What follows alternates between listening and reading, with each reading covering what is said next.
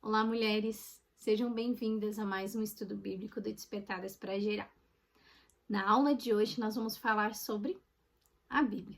Não tem como nós começarmos a estudar sem estudar a Bíblia. Nós vamos trazer um panorama geral sobre a Bíblia de uma forma resumida e simples de entendimento, mas nós precisamos partir daqui, tá? É algo que tem ficado muito esquecido nos nossos dias e que é de certa forma comum, o quanto as pessoas que professam a fé cristã, elas desconhecem da sua própria história, da história da Bíblia, da história da igreja, da história dos mártires, da história dos pais da igreja. É claro que não são pontos fundamentais para a salvação, né, e para uma nova vida em Cristo, mas que nós deveríamos sim nos empenhar em conhecer. Então, nós vamos falar um pouquinho sobre a Bíblia, como ela foi formada, como ela chegou até nós, como foram escolhidos os livros que fazem parte da Bíblia, tá? Nós vamos conversar um pouquinho sobre isso, lembrando que tudo que eu falar aqui vai ter um PDF disponibilizado com todas as informações certinhas. Eu vou colocar algumas imagens na tela para vocês acompanharem enquanto eu falo, mas é interessante que vocês acessem o PDF, se possível, imprimam esse PDF, façam as suas anotações, de fato estudem, tá bom? Então, quero começar dizendo, né, que a Bíblia como nós temos hoje, ela é como uma biblioteca, né? E o próprio nome Bíblia deriva do grego biblos, que ele quer dizer coleção de livros ou biblioteca de livros. E é exatamente isso que a Bíblia é. Antigamente eram os manuscritos, eram livros individuais. E quando a Bíblia que nós temos hoje ela foi formada, então todos eles foram juntados num grande livro, né? Como se nós tivéssemos então hoje, quando a gente pega a Bíblia, essa nossa Bíblia aqui, quando a gente pega ela, né? Todos esses livros aqui, né? Como se fosse uma biblioteca, tá? Outra coisa importante a falar. Existe uma ordem cronológica que não é exatamente a ordem em que nós temos a nossa Bíblia hoje. A nossa Bíblia ela foi organizada por estilos literários, para que facilitasse a compreensão. Ela não está... né, quando ela foi colocada assim, todos eles juntos, né, ela não foi organizada de forma cronológica, da forma que ela foi escrita, tá? Mas no contexto de estilo literário. Ela, então, a nossa Bíblia protestante, tá? Existe a diferença da Bíblia evangélica, protestante ou reformada, o termo, né, existem vários termos, e a Bíblia católica. Existe uma pequena diferença, tá, entre alguns livros. A Igreja Católica tem alguns livros a mais. Nós temos, então, 66 livros, divididos em Antigo Testamento e Novo Testamento, ou Antiga Aliança e Nova Aliança. No Antigo Testamento, 39 livros, no Novo Testamento, 27 livros.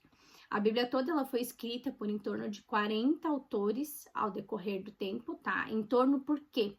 Porque teve contribuições, né? Então, tem livros, por exemplo, que a gente não tem certeza de quem escreveu, não tem essa certeza absoluta, então é por isso que se diz que é em torno, tá? A narrativa tem em torno de 1.600 anos, começando lá com Moisés, tá? Moisés foi o primeiro escritor da Bíblia e ela é tida como inerrante e infalível, porque todas essas pessoas elas não se conheceram. Essa narrativa ela tem mais de 1.600 anos, né? Em torno ali de 1.500, 1.600 anos, e não há contradições e há evidências arqueológicas, evidências históricas, evidências científicas. A gente vai ler a Bíblia e vai ver do que eles estão relatando lá. Se tu vai estudar na história, tu vai encontrar esses relatos, né? Na história da humanidade, não é conto da carochinha, não é inventado, pode ser comprovado, tá? Então, nós cremos que ela é a palavra de Deus, ela é inerrante e infalível. Como eu falei para vocês, os estilos literários. No Antigo Testamento, ela é dividida no Pentateuco, que são os 5 primeiros livros da Bíblia, os livros históricos, que trazem a história do povo de Deus, os livros poéticos, ou os livros de sabedoria, tá? Os livros dos profetas maiores, os profetas menores. Aqui fica um adendo. Profeta maior e profeta menor não quer dizer com a reputação do profeta. Tem a ver com o tamanho do livro. Porque a gente pega, por exemplo, o livro do profeta Isaías e o profeta Obadias, profeta Oséias, enfim. A diferença do livro é bem grande. Então, os profetas maiores falam do tamanho do livro e não da reputação, né, do status do profeta. E os profetas menores, essa é a divisão do Antigo Testamento. Tem lá no PDF essa imagem que eu vou deixar aqui para vocês, tá lá bonitinha, desenhadinha. Depois eu deixei um anexo também, se você quer imprimir, dá até para carregar dentro da Bíblia, como se fosse uma biblioteca, tá? Direitinho com esses livros posicionadinhos como eles estão na nossa Bíblia. No Novo Testamento nós temos os Evangelhos, o livro histórico, seria Atos dos Apóstolos, que vem trazendo a história da igreja, as epístolas ou as cartas, que são as cartas paulinas, né, do apóstolo Paulo, que escreveu e enviou para as igrejas,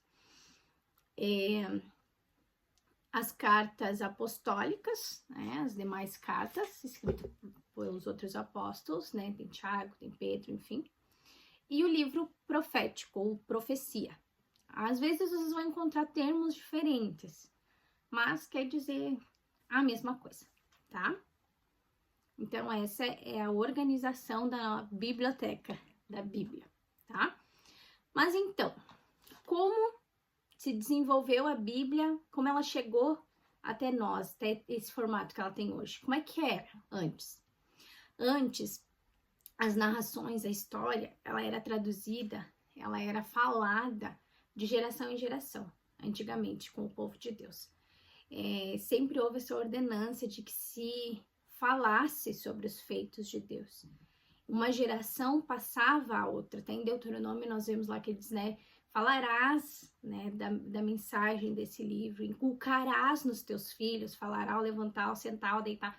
Eles contavam a história, eles contavam sobre o Deus que eles serviam, o Deus que eles adoravam. Dentro do povo judeu, a palavra ela era mantida viva, mesmo quando eles foram escravizados no Egito, eles mantinham, né, o conhecimento de Deus, da aliança dos seus antepassados. Isso era passado verbalmente, tá? Era passado verbalmente as histórias. Até que, quando chega em Moisés, para que fosse preservada a história, a aliança, as ordenanças do Senhor com a humanidade, então o Senhor pediu que Moisés escrevesse. E Moisés, então, foi o primeiro escritor da Bíblia, tá? Há estudos que digam, teólogos que digam que antes ainda de Gênesis, ele escreveu o livro de Jó. Por isso é que eu falei para vocês que na cronologia, Jó estaria lá no início e não faria tanto sentido. Jó está lá junto com os poéticos, né, com os livros de salmos, livros de sabedoria, tá? Então, Moisés, a princípio, né, ele escreveu o Pentateuco. Depois nós vamos estudar pouco a pouco cada livro, a gente vai estudar todos esses detalhes dentro do livro. Quem escreveu, o ano, por quê, enfim, tá? Mas para você saber, o primeiro escritor da Bíblia foi Moisés, começou com ele. E no intuito de preservar, né? O Senhor pediu que ele escrevesse para preservar, para que a história não fosse distorcida, para que a história não fosse esquecida, né? O povo passou por muitas vezes por escravidão, por povos que eles vinham, e a escravidão naquela época eles colocavam também a cultura, né? Que o povo tinha que seguir a cultura, então era muito fácil, depois de muito tempo de escravidão, de esquecer, né? Então por isso tinham os escritos. A gente vê, né, todo mundo já viu, e é um desenho, tem quadros, enfim, que a primeira vez foi escrito em pedras, né? Então, tem muitos formatos onde essa palavra foi sendo escrita. Constantemente eram feitas cópias, né? Cópias manuscritas dos originais. Por isso, nos tempos de Jesus, tinha, né, uma profissão, inclusive, né, que eram os escribas e doutores da lei. A vida deles consistia em fazer essas transcrições da palavra para que não se perdesse. Eles tinham muito zelo, né? Eles tinham muito zelo de que perpetuasse, de que não se perdesse para as futuras gerações. As línguas em que a Bíblia foi escrita. O Antigo Testamento, ele é escrito predominantemente em hebraico, que era a língua do povo judeu, algumas partes em aramaico. O aramaico era a língua falada no tempo do reinado forte da Babilônia. E o povo ele foi levado escravo para a Babilônia e ficou lá 70 anos. Então, para facilitar a compreensão da geração mais nova e daqueles que não falavam aquele hebraico raiz, porque o hebraico raiz, por exemplo, ele era escrito de uma maneira que ele não tinha nem vogais. Então, era mais difícil a compreensão. E então, teve algumas transcrições e algumas partes escritas mesmo, né? Alguns livros escritos em aramaico, tá? E o Novo Testamento, que foi escrito em grego, porque era a língua oficial ali, né? A maior língua do mundo na época, e lá naquele contexto, lá onde eles estavam inseridos, né? No tempo de Jesus, a língua era o grego. Como se deu a divisão? Gente, eu vou falando rapidinho, para esse vídeo não ficar muito longo, mas vocês têm o material, vocês podem mandar dúvidas, né? Que depois a gente pode ir aprofundando mais, tá bom? A divisão da Bíblia em capítulos e versículos. Essa divisão ela foi feita muito, muito tempo depois. Por quê? Os manuscritos, eles eram feitos todos de forma corrida. Não tinha ponto, não tinha vírgula, não tinha acento, não tinha... Como eu disse, o original não tinha nem vogal na escrita deles, né? Na escrita hebraica. E tinha apenas o nome do livro, né? O nome do livro e aquele escrito. Era tudo assim juntinho, sem nenhuma separação. Era aquele manuscrito. E para ficar mais fácil de achar, de acompanhar, de lerem, né? Foi organizada depois em capítulos e versículos. Essa organização deu-se em diferentes épocas. A primeira divisão ali feita em capítulos foi pelo clérigo inglês Stephen Langton, no século XIII, em 1227.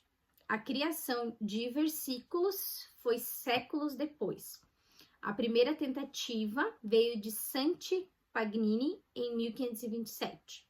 Porém, somente em 1551, Roberto Estienne fez a divisão em versículos da versão grega do Novo Testamento e em 1555 fez a divisão completa da versão latina.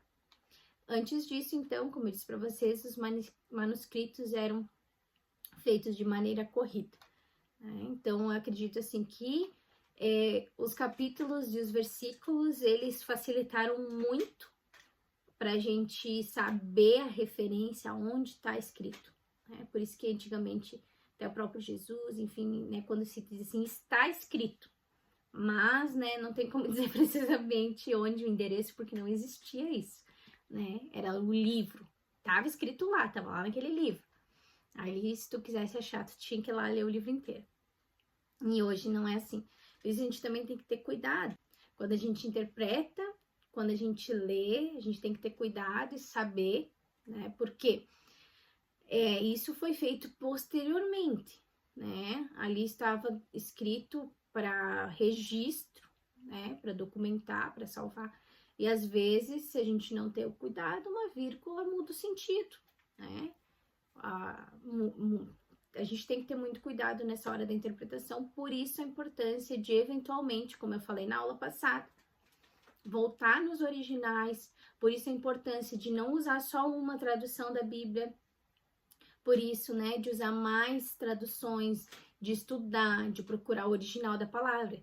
Se o original dela é em grego, se o original dela é em hebraico, se o original dela é em aramaico, porque, principalmente no nosso português, uma palavra, ela significa várias coisas, né? E depois a gente vai estudar ali um pouquinho sobre as traduções e às vezes as traduções também, né, podem trazer aí uma alteração no que realmente foi escrito e no que realmente queria dizer, tá? Agora a gente vai falar das traduções. O processo de tradução da Bíblia, ele é longo e complexo e envolveu várias etapas e muitos tradutores, tá? Ao longo dos séculos. Mas a gente vai trazer aqui de maneira bem resumida esse processo. E eu vou lendo, tá? Para mim não perder as informações que eu quero passar para vocês.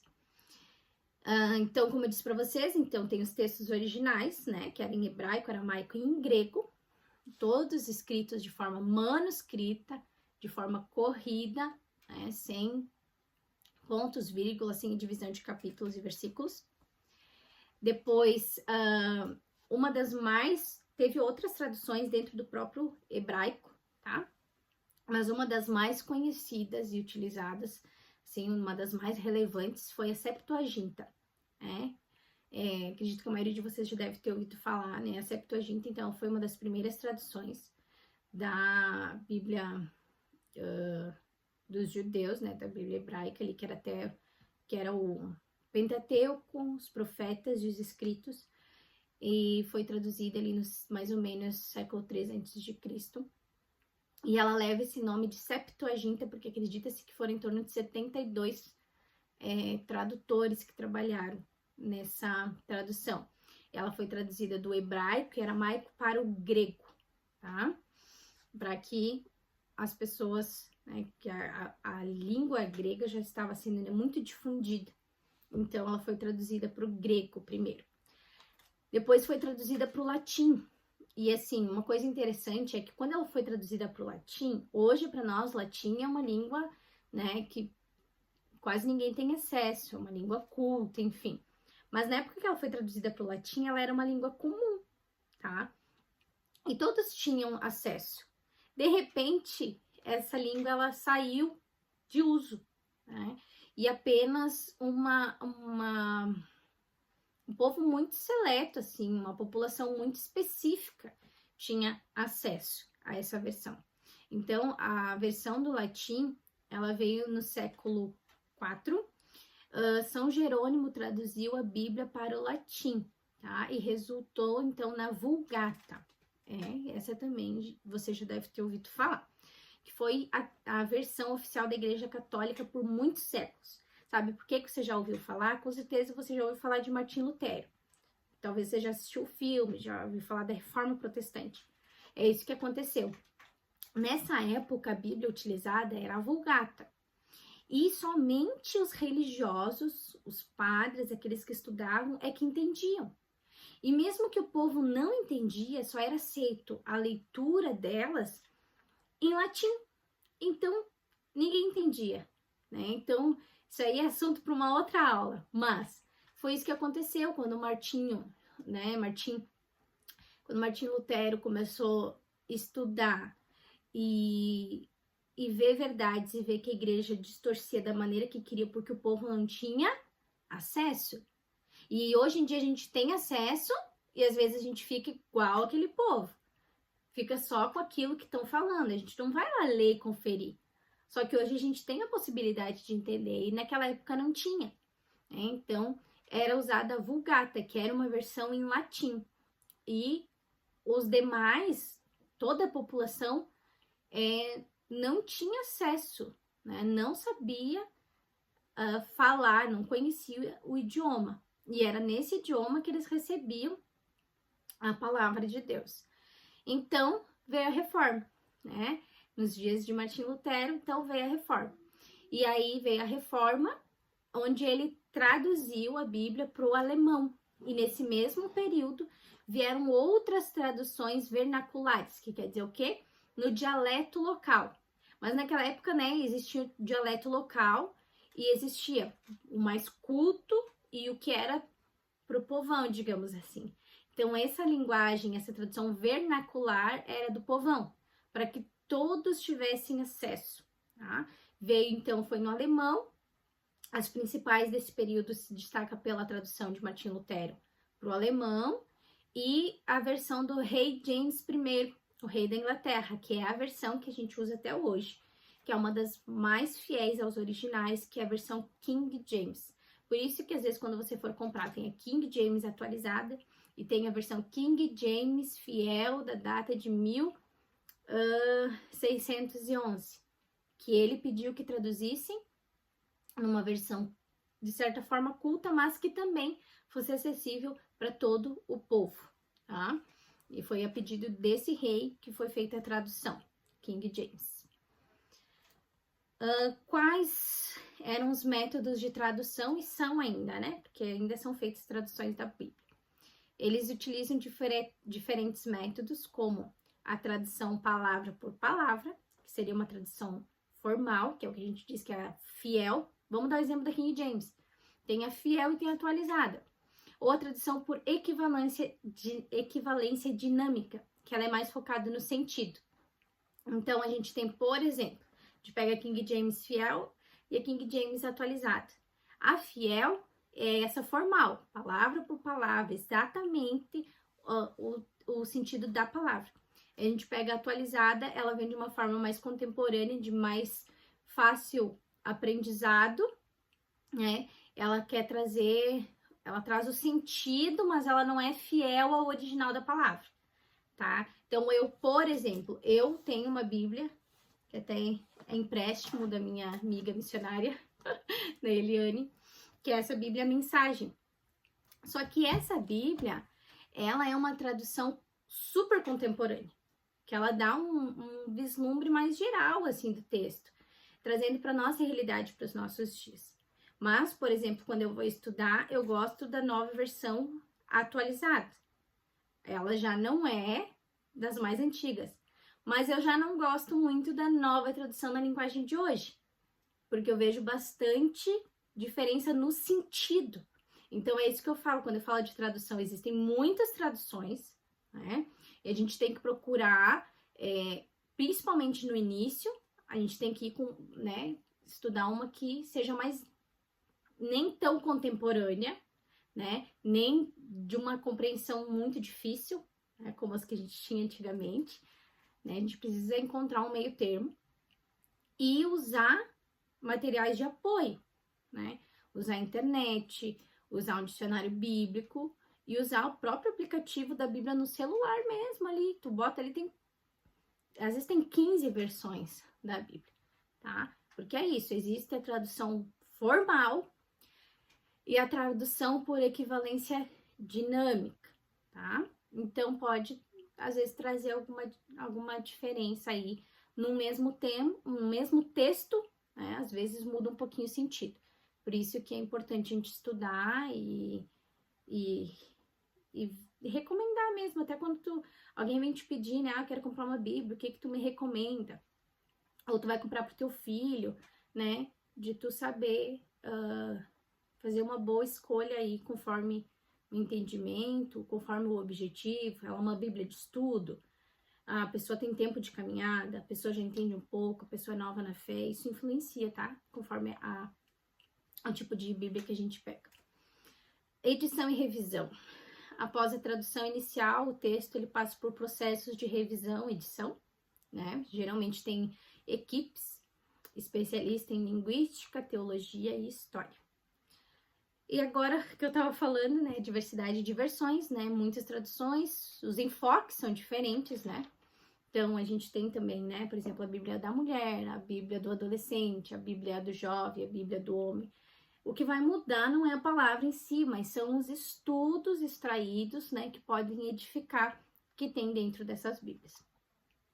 O processo, né, ele continua, tem muitas traduções sempre sendo feitas, novas edições, novos temas, né, e visando públicos e culturas também. Agora, como foram escolhidos os livros que compõem a nossa Bíblia? Existe uma palavra que se chama cânon, né? Que é essa escolha que foi feita desses livros, tá? O cânon antigo do Antigo Testamento, ele foi feito, né, a partir da tradição judaica, e nós ficamos com esse cânon, tá? Nós não alteramos. A Igreja Católica, por exemplo, ela tem alguns livros que não estão no cânon original hebraico, né? Depois eu vou falar para vocês qual é. Passou por muitos concílios, que eram esses concílios, eram reuniões, né? Onde eles decidiam o que iam fazer, o que não ia fazer. E teve o concílio de Jabne, cerca de 90 depois de Cristo, né? Que desempenhou um papel importante na definição dos livros canônicos, rejeitando textos que não eram inspirados. Eu trouxe, assim, só mesmo as partes mais fundamentais. É óbvio que esse processo foi muito mais longo, tem mais pessoas a serem citadas, tem mais concílios a serem citados, mas não é o nosso objetivo aqui, né? O nosso objetivo é trazer para vocês um panorama geral de como a Bíblia que nós temos foi formada. O Novo Testamento, então, os escritos apostólicos, os livros do Novo Testamento, eles foram escritos aproximadamente entre 50 e 100 depois de Cristo. E a comunidade cristã primitiva começou a reconhecer esses textos como sagrados e inspirados. Então, eles fizeram alguns critérios de aceitação para a inclusão desses livros na Bíblia, porque até então o Novo Testamento não fazia parte, né? E os critérios eram a apostolicidade, que seria o quê? Autoria ou associação direta com os apóstolos. Foi escrito por um apóstolo, é um dos critérios. A ortodoxia, que é a conformidade com a doutrina cristã, né? Não podia colocar ali algo que é contra os preceitos e as doutrinas que já eram praticadas. E o uso na liturgia. Podia ser colocado na liturgia, podia ser trazido para uma reunião, para uma comunidade, então era um critério de avaliação. As listas canônicas, foram feitas várias listas de livros canônicos, foram elaborados ao longo do tempo. O primeiro a apresentar um cânon quase completo do Novo Testamento foi o bispo Atanásio de Alexandria, em 367 d.C. Esse aqui provavelmente é o Concílio de Nicéia, tá? A gente vai falar mais sobre ele também. Depois, isso foi estabelecido, né? Um cânon. Depois teve a Reforma Protestante, que nós temos, né? Aí acho que foi a última vez que foi mexido, tá? Teve uma reavaliação do cânon durante a Reforma Protestante, que é a Reforma Protestante, foi com Martinho Lutero. Então, eles questionaram a inclusão de alguns livros.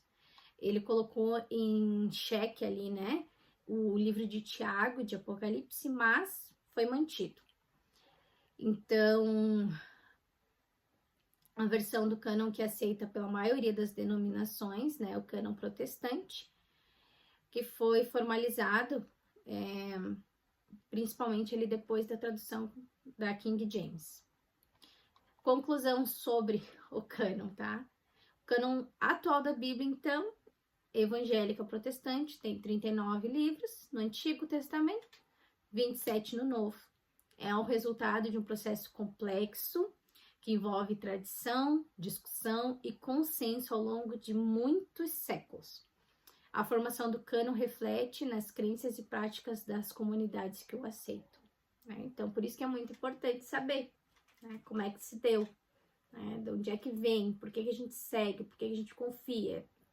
Foi assim, do nada, alguém disse? Não, teve muito concílio, teve muito consenso, teve muita conversa, teve muitos critérios para chegar onde se chegou. Importante saber, eu falei para vocês que eu ia trazer um pouquinho sobre essa questão do cânon da Igreja Católica, tá? Ele contém 73 livros. Muda o quê? O Novo Testamento é igual, muda o Antigo. No Antigo, eles têm 46 livros. Essa inclusão no Antigo Testamento inclui livros que são considerados deuterocanônicos, ou seja, não estão presentes no cânon hebraico. E são reconhecidos como sagrados apenas pela Igreja Católica, tá? Esses livros são o livro de Tobias, Judite, Sabedoria, Eclesiástico, Baruque, Carta de Jeremias, que é parte do livro de Baruque, 1 Macabeus e 2 Macabeus. Tem também os livros apócrifos, que são livros que podem ser utilizados para saber da história, dos costumes, mas eles não ficaram na Bíblia por entender, né, que eles não foram inspirados pelo Espírito Santo para compor essa escritura sagrada. Então, eu não vou trazer eles aqui. Se você quiser pesquisar, você pode pesquisar, né? Tem os livros, então, que foram considerados, né, os livros apócrifos, que não entraram também para o cânon bíblico, certo? Eu deixei no final, como eu falei para vocês, a organização literária ali. E numa próxima aula, eu ia trazer hoje, vai ter lá, mas eu vou trazer numa próxima aula, um resumo da Bíblia, de uma visão geral da Bíblia, né? Trazendo os principais momentos, mas eu vou deixar para um outro vídeo, tá? Então, sobre a Bíblia, né? Resumidamente, essa é a história, né, da Bíblia, como ela chegou até nós. O principal que vocês precisam saber, como cristãs, como mulheres de Deus, sobre a Bíblia tá aqui. Imprimam, estudem, anotem, façam perguntas, tá? E depois a gente vai falar um pouquinho mais sobre essa linha histórica da palavra de Deus, tá bom? Que Deus abençoe você e até a próxima aula.